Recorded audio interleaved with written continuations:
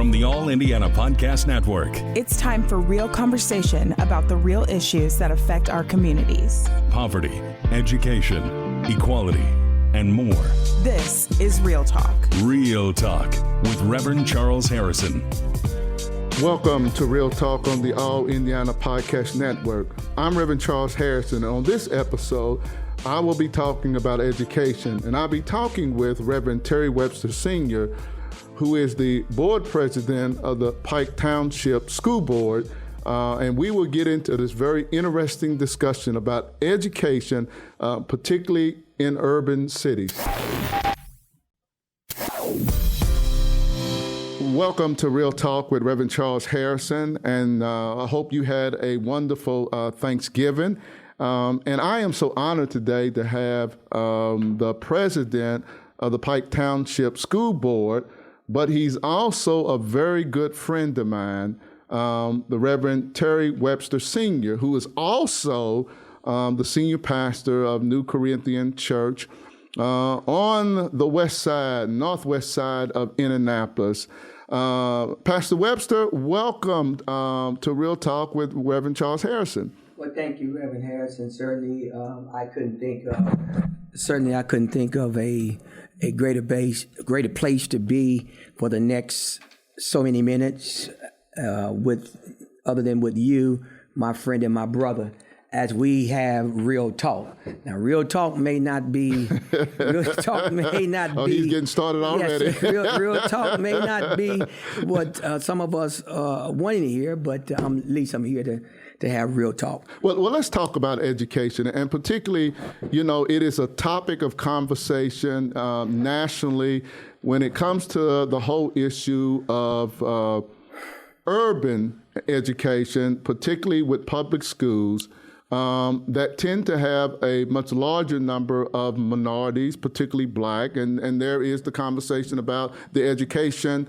the educational that blacks and minorities are getting, the graduation rate, and are public schools really working? Are they really failing? You're on the inside now, so you come from a perspective, that I don't have. I do have two teenage children who are in IPS, so I do have some perspective as to how I think that's going. But share with me about Pike Township, what's going on there, and then some of your perspective. Well, to be quite honest with you, Pastor Harrison, we think, and I would not have known this if I was not on the inside. We think that public schools are failing. I guess it's a matter of what do you define as failing. Okay. I think that's where you start at, and certainly we look at your grades, a school grade, and we look at the school graduation rate and those things, and we ding them as failing. But there are some underlying root causes for these declines. I wouldn't say all failing, but for these decline are some root causes, and I think until we address literally the root causes, whether it's private or public, we're going to have some of the same problems. Private sometimes don't even have to even post certain things, certain ratings and that kind of thing, because they're private education, but public do. So if we would square our numbers sometime up against private, then you'll see that we're faring well beyond private sector and private schools. And that's not to say all, but that's to say quite a few. Let's talk about our home front, which is Pike. Pike is still an A-rated school. Okay. And Pike graduation rate is well over 90-something percent in the percentile there. Pike schools, along with every other school, still have some challenges of safety because fighting and safety is everywhere. Heck, when you can walk into a school and by the grace of God, this has not happened in Pike, but when you can walk into a school and you take students out, so the issue of safety is everywhere. Okay.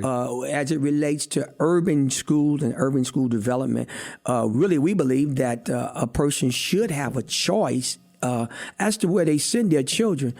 But don't deem urban schools as failing and then look for an opportunity to take them over with all choice schools and charter schools, because if you talking about real talk today, I think that's a lot of what is going on in our communities. And then at the end of the day, if you really do your homework, these charter schools that have come in and offered the great savior in our urban communities, when you get through with it, some of it is still coming right back to public school education, because charter schools find out they have the same problems. Well, let me ask you this: it is, which is somewhat different, from elementary, middle school now, at least call it junior high when I was in school, and then the high school. Is the size of the schools now, particularly in a city like Indianapolis, which tend to be very large, is it conducive for students who may be behind or may be a little more challenged when it comes to education, where they may need a little more attention in a smaller setting? I mean, have y'all had those kind of issues that you have talked about and tried to deal with? Yeah, classroom sizes can be a challenge. Okay. And in some cases, they are a challenge because with the ratio of teacher to student, obviously in a public school, it's in public education, the ratios are going to be a government standard, whereas in a private charter school, you can set your own. That's another one of those. I didn't know what's the difference. Yeah, okay, yes. You can set your own ratio for children. Okay, and so in that regard, that can become a challenge. It's not the number one challenge, but ratio can become a challenge, because when you are looking at education now, let's just face it, you got teachers by the day that are walking away from the profession of education. Wow. Into something else because of quite honestly the challenge of children today. Okay. So yeah, I would say a small classroom size can offer a better opportunity for more one-on-one close teaching, but I wouldn't say that's a challenge that a teacher can't handle, because we also have in our schools today teacher aides who come alongside of the teachers and help our teachers. And so those are things that we can provide, and we do provide in public education.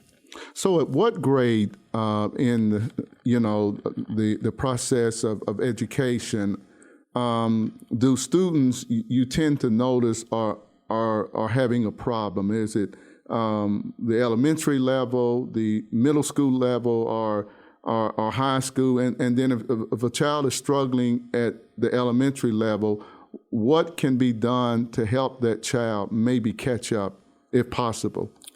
You say at what age? Actually, if a child doesn't get to me, and what we've seen, pre-K.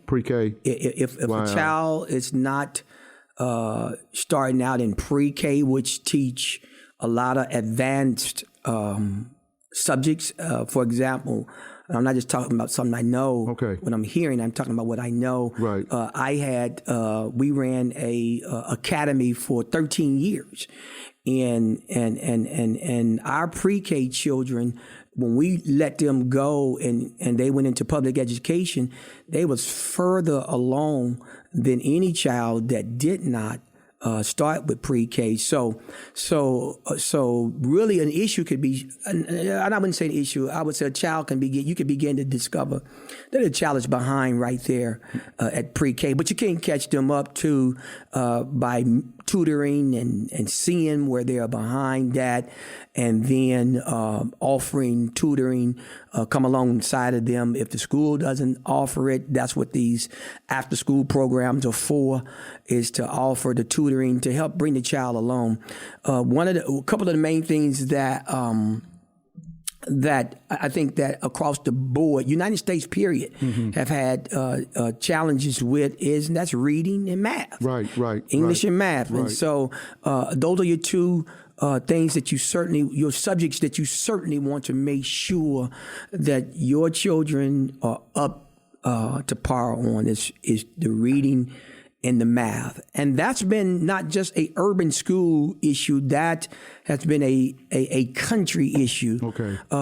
Prior to pre-COVID was the stats came out that elementary and in the United States was having problems in this area of math and reading or English pre-COVID. And so you can just imagine now that now that the pandemic has passed COVID, post-COVID now, you can imagine now that if we haven't caught up, we're still suffering in those areas of reading and math. And that's what we're seeing pretty much across the landscape, not just public schools, but private schools too. And so what I say that could be done again is making sure that there's mentoring, assistance, and help available to bring our children along with those two subjects that are vital to us. This is Real Talk with Reverend Charles Harrison, and my special guest today is Reverend Terry Webster Sr., who is the pastor of New Corinthian Church here in Indianapolis, and he's also the board president of the Pike Township School Board. One of the questions I have, Pastor Webster, that what role does the school system have with pre-K? Do you offer it? Do you partner with groups or schools or churches that may offer that at an early age, particularly when it comes to black students who tend, to not be at the same level coming out of preschool that white students are when it comes to reading and math and some of those things? They tend to be behind. Here in Pike, we have the Nate Jones Early Learning Center, which is a pre-K, and we prepare them for kindergarten and first grade, and it's with the reading, the subject matters that we think are very, very, very important for our children down the road. We also look to partner with faith-based organizations that offers after-school care. And in our community, and at the after-school level, we would hope that these programs would focus on tutoring and mentoring.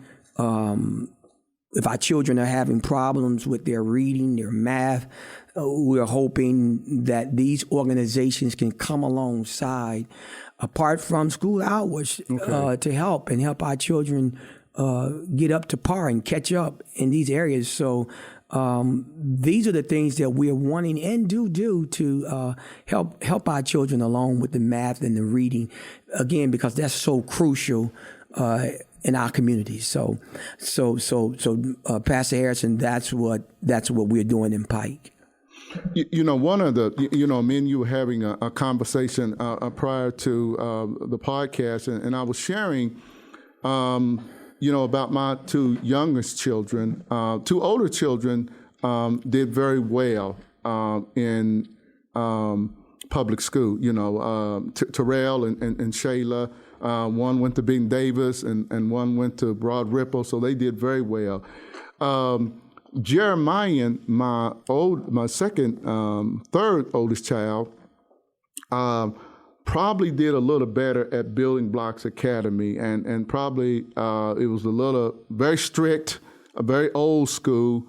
And I know there's this issue between private schools, charter schools, and public schools. But I felt like for my son, that was probably a good fit early on, where they focus really on reading and spelling and math and those kind of things. The classrooms were much smaller, and I didn't feel like there was a lot of the influences of other kids and behavior issues like I hear now when he's in high school, where you have the lockdowns, and the fights in the school and those kind of issues. And I think for some parents, and I don't know how you'll deal with a school board, that's a concern. And I know you talked about the issue of safety. That sometimes is a concern that I have, in that area, because the schools tend to be just so large.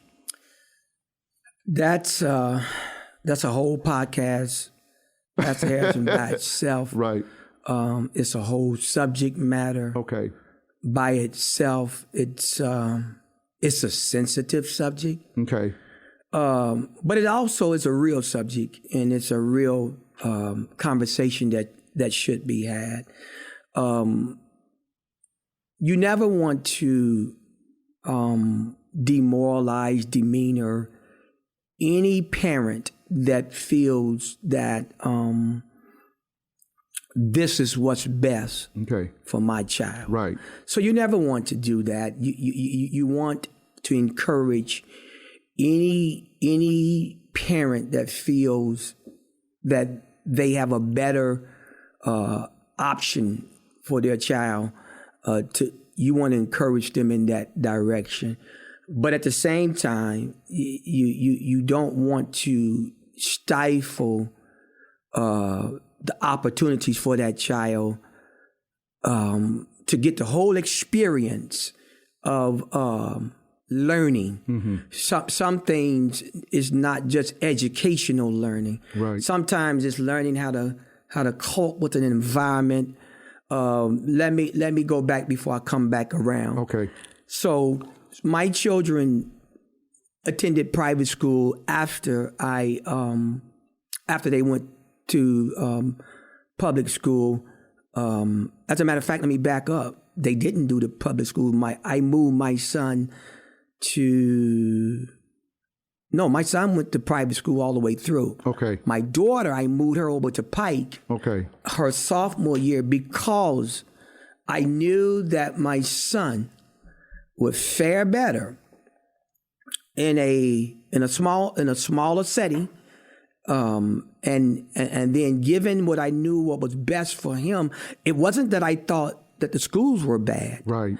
It was that I thought this is what was best for my son. I know what he needs. Right. And he was screaming because he wanted to go to Pike. Okay. I made the choice not to send him to Pike because I felt I knew what he needed, especially back to what you were saying, some of the things that I was hearing about safety and that kind of thing. But me always being involved in the community, and as a pastor in the community of Pike, I still was connected with the schools, but I still made the choice because I thought this was best for him. However, my daughter, I sent her to Pike High School.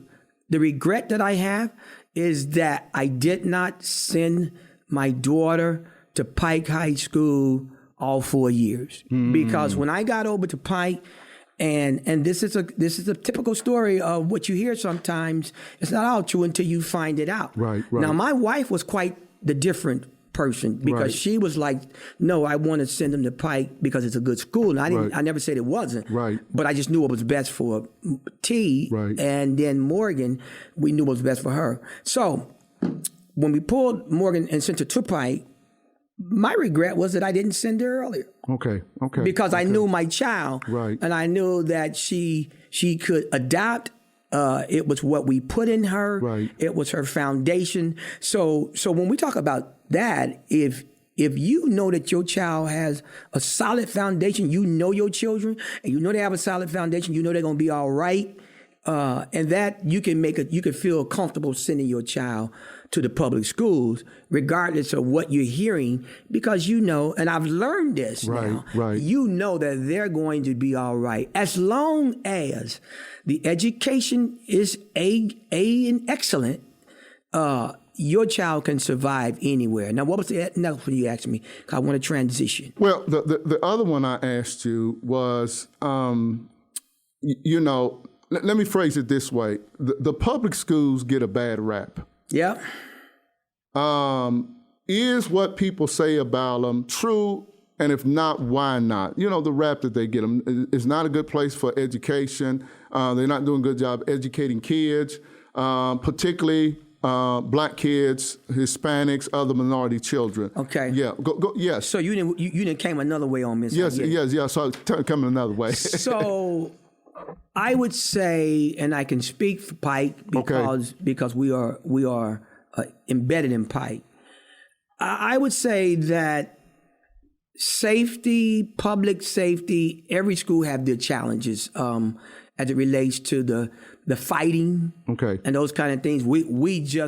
It's just probably done on a lower scale and in schools that are condensed, but every school have their problems as it relates to that. Yeah, we fought in Jeffersonville, Jeff. You know.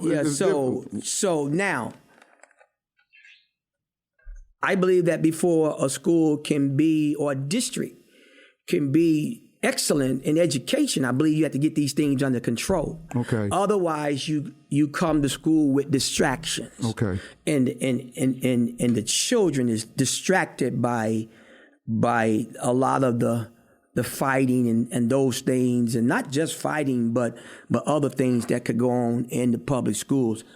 But overall, I would say that Pike is a safe place. The District of Pike, which is schools, is a safe place to send your child. You're going to get an excellent, not a good, but an excellent education. We have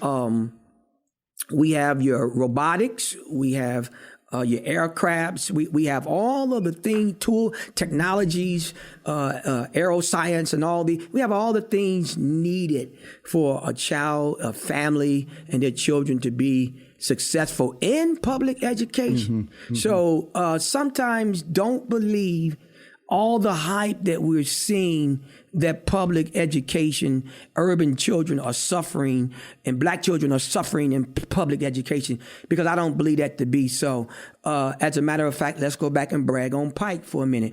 Pike have children and kids that have graduated cum laude in their schools. And I think it was, I forget now, my memory fails me, but we just had about 6 to 7 children graduate summa cum laude at the top of their class, right from Pike. And so when we in college. Yeah, in college, absolutely. Okay. So when we talk about public schools getting a bad rap on public education, that's not so. Yes, the fighting is there, and we need to tone all of that down, but excellent education is there too. Now let me shift to some of what we're seeing today. We just fought, and I wouldn't say fight, I would say opposed 2 charter schools coming into Pike, and that was Purdue Polytech and Believe Academy. And the reason why we opposed them, and we're not against them for what they're doing and the product that they're putting out. We're not against them for that, and we commended them for that, and we encouraged them to keep on. Because again, everybody may not want the 10,000 some student setting or 11,000 some student setting. The 200 may be best for them.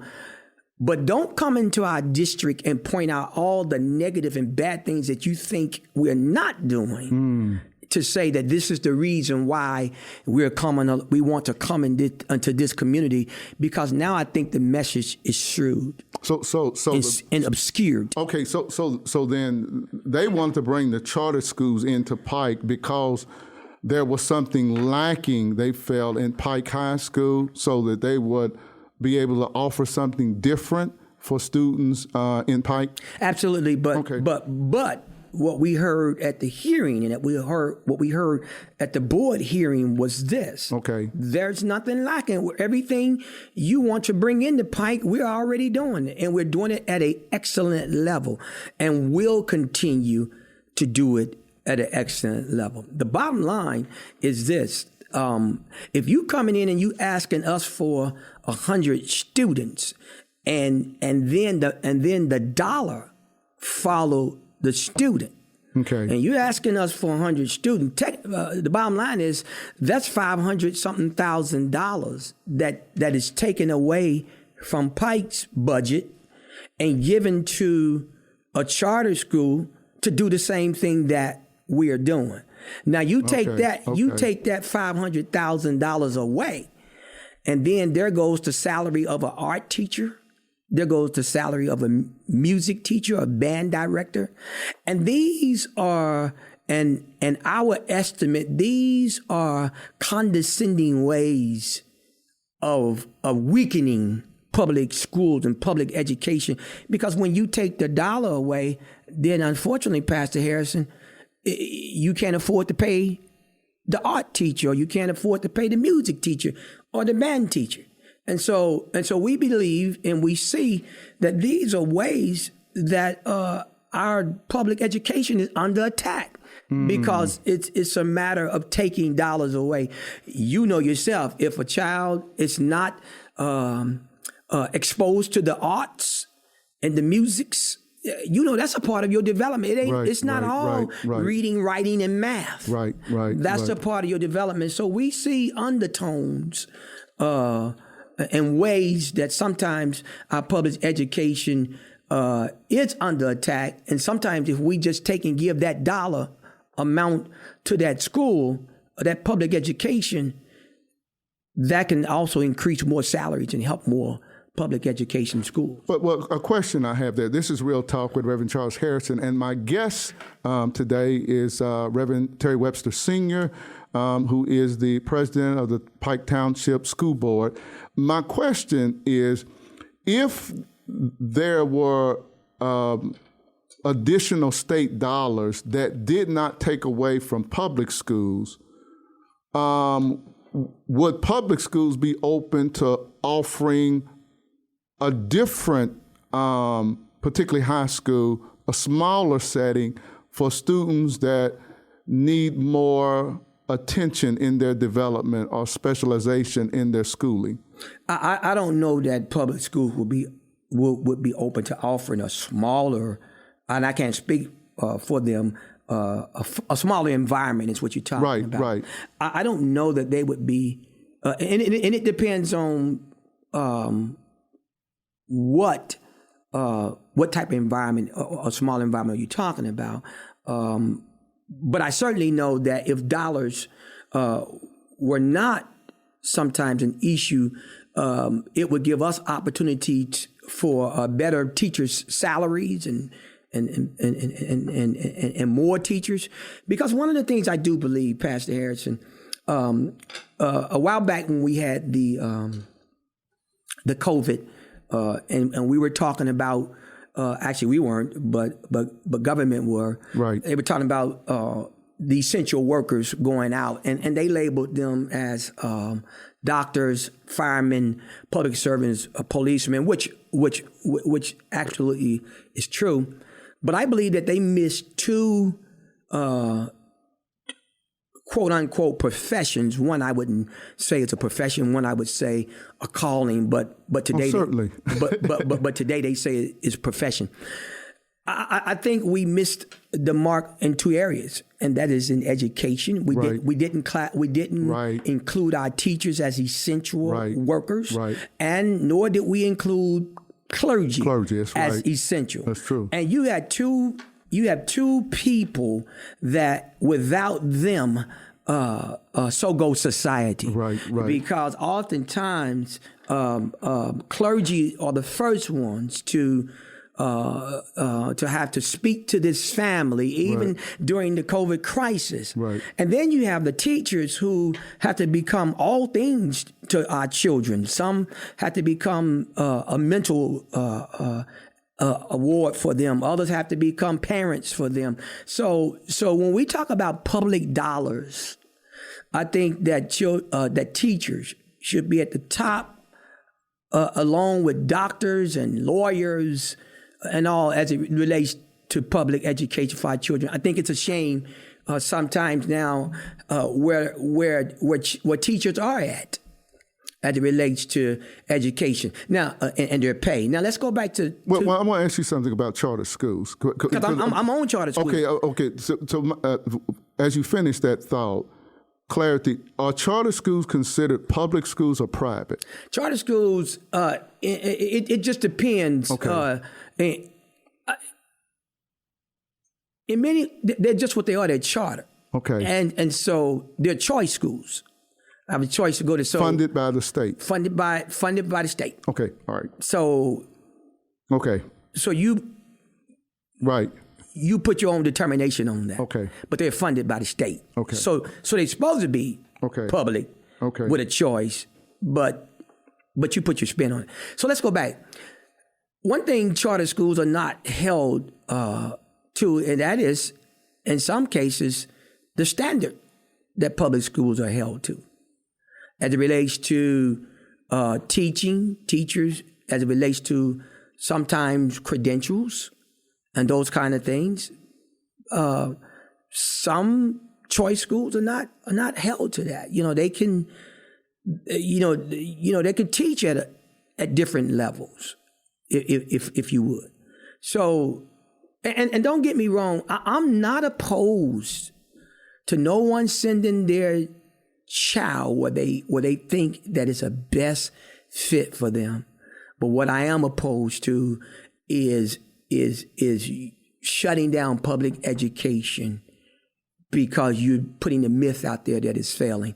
Our public education is not failing. So then, Pastor Webster, there seems to be, and you hear, I've heard this over the years, that some people felt like that the creation of the charter schools was done to dismantle the public schools. Have you heard that? What do you think about that? Because there's been, particularly in Indianapolis, that, people that left, Indianapolis to go to cities outside of Indianapolis because they felt like their children were going to get a better education. So they didn't want them to be in public schools in Indianapolis. So charter schools came up, and some felt like that was a way to bring people back to Indianapolis. Because I think School 60, when you look at the makeup of it, School 60, there are a lot of white children in School 60, because it's considered a butler school, Now,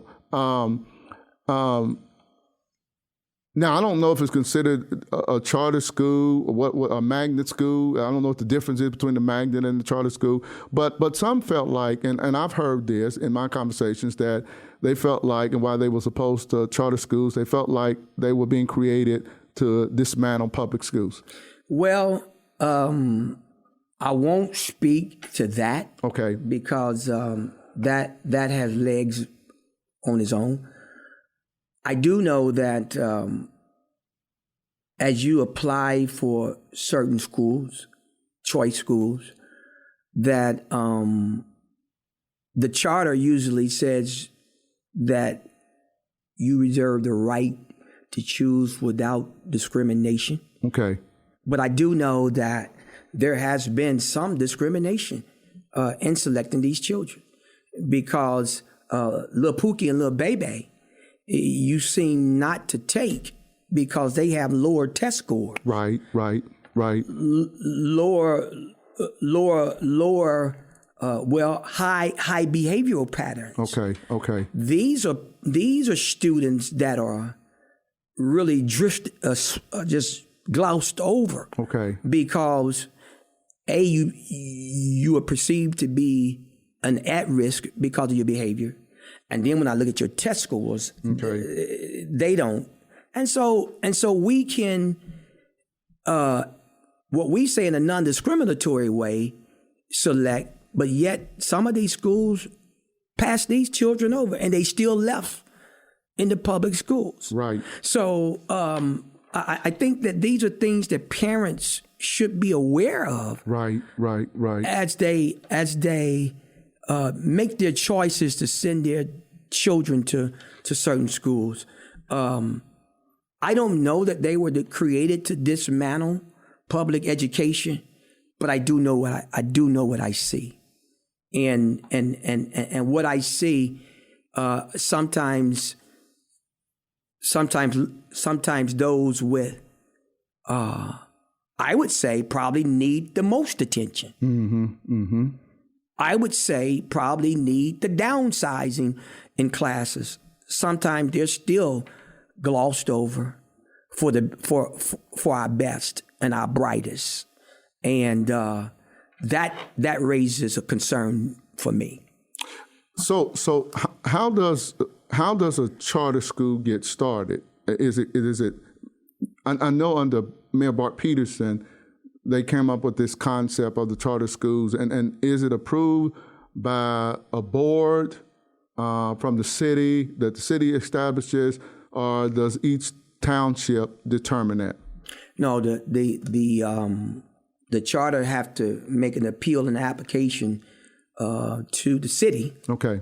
And certainly, city has a board, which we just went through that process on a couple of weeks ago. And then the city board gets to make the determination as to, and it's a charter board. Okay. As to whether or not a school is granted a charter. Okay. So it's the preparation stages, and then being granted the charter by the city charter board. Okay. One of the things that used to be taught in school, because every student is not going to go to college when they graduate from high school. But what used to be taught in school, and I don't know what schools still do that today, is it a financial issue, is that when I was in school in Jeffersonville, going to high school in Jeffersonville, in the 70s, they taught trades. Mm-hmm. They taught all of those kind of skills, and I think almost every high school did that. So you learn how to do a lot of things.